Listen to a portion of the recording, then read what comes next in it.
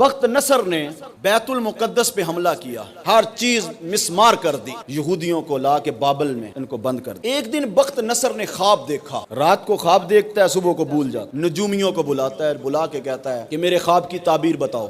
سب نجومی کہتے ہیں کہ ٹھیک ہے آپ اپنا خواب بیان کریں۔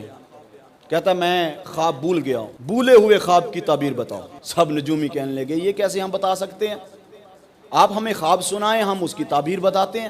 کہنے لگا نہیں، 3 دن کی مہلت دیتا ہوں، 3 دن کے اندر اندر مجھے خواب کی تعبیر چاہیے ورنہ سب کی گردنیں اڑا کے رکھ دوں۔ شور برپا ہو گیا ہر طرف کہ یہ کیسا ماجرا ہے کہ خواب کا پتہ نہیں تعبیر بتائیں، اگر تعبیر نہیں بتائیں گے تو گردن اڑ جائے گی۔ سارے بابل شہر میں سکتے کا عالم ہے، 3 دن بعد خون کی ہولی کھیلے جانے والی ہے، کیونکہ ظالم حکمران تھا اور یہ ظالم لوگ ہوتے کو پھر کسی کی پرواہ نہیں ہوتی۔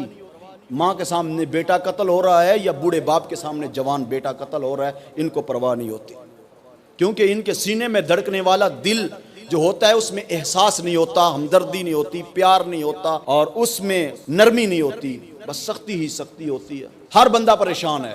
جو وہ بیت المقدس سے قیدیوں کو قید کر کے لایا تھا ان میں حضرت دانیال علیہ السلام بھی موجود تھے، اور حضرت دانیال علیہ السلام تعبیر رؤیا، خوابوں کی تعبیر میں بڑے ماہر تھے۔ وہ دروگا کو کہنے لگے کہ تجھے اعزاز مل سکتا ہے، تجھے انعام مل سکتا ہے، تجھے بادشاہ کی قربت مل سکتی ہے اگر تو بادشاہ کو جا کے یہ کہہ کہ بادشاہ تیرے خواب کی تعبیر دانیال بتائے گا۔ وہ بادشاہ کے پاس گیا، کہا بادشاہ قیدیوں میں ایک قیدی جس کا نام دانیال ہے، میں تیری خواب کی تعبیر بتاؤں گا۔ بادشاہ نے کہا ٹھیک ہے لاؤ اس کو میرے دربار میں۔ دانیال علیہ السلام کو بخت نصر کے دربار میں لایا گیا۔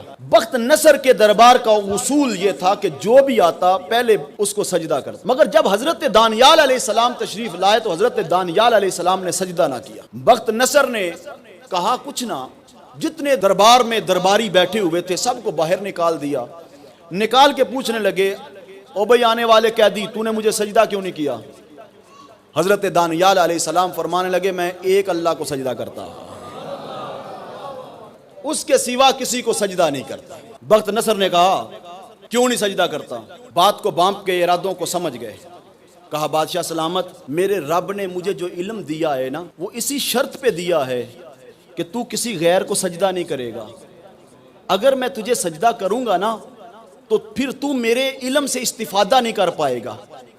جو خواب تو پوچھنا چاہتا ہے، جس خواب کی تعبیر جاننا چاہتا ہے، تجھے مل نہیں سکے گی، کیونکہ مجھ سے وہ علم چھین لیا جائے گا، کیونکہ میرے رب نے مجھے علم ہی اسی بنیاد پہ دیا ہے۔ بخت نصر کہنے لگا ٹھیک ہے تو خواب بیان کر۔ حضرت دانیال علیہ السلام کہتے ہیں تیرا خواب یہ ہے۔ سنو کتنی بڑی بات ہے یار، نجومی پیچھے رہ گئے، جادو جاننے والے پیچھے رہ گئے، رب کے دیے ہوئے علم کی یہ طاقت ہے۔ لوگ کہتے ہیں جی جادو کرواؤ جلدی اثر ہوئے گا، جادو جلدی اثر کرتا ہے اور نوری آہستہ آہستہ اثر کرتا ہے۔ میں نے کہا یہ تیرا عقیدہ ہے، ہمارا عقیدہ تو یہ ہے ادھر سے نوری پڑھ ادھر سے انشاءاللہ اثر ہو جائے گا، ادھر سے تو قرآن پڑھ ادھر اثر ہوگا، ادھر درود پڑھ ادھر اثر ہوگا۔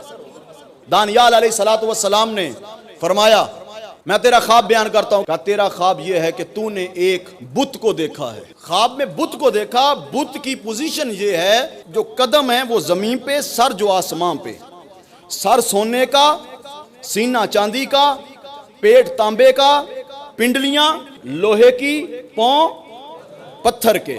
کہا ہاں یہی میرا خواب ہے۔ کہا تو اس کو دیکھتا ہے تو وہ اتنا اس کا حجم ہو جاتا ہے، اتنا بڑا ہو جاتا ہے کہ تجھے وہ اور آسمان نظر آتا ہے، اس کے سوا کچھ نظر نہیں آتا۔ کہا بالکل ایسے ہی ہے۔ کہا پھر اللہ کی طرف سے ایک پتھر آتا ہے، آ کے اس بت کے سر پہ پڑتا ہے اور وہ بت سارے کا سارا یوں مٹی کا ڈھیر بن جاتا ہے کہ ہر چیز آپس میں مکس ہو جاتی ہے۔ سارا جہان بھی مل جائے تو چاندی کو لوہے سے، لوہے سے سونے کو، سونے سے تانبے کو، تانبے سے پتھر کو جدا نہیں کر سکتا، ایسے وہ مکس ہو جاتا ہے۔ بادشاہ کہتا ہے ہاں ہاں یہی میں نے خواب دیکھا، یہی میرا خواب ہے، بتا اب اس کی تعبیر کیا ہے۔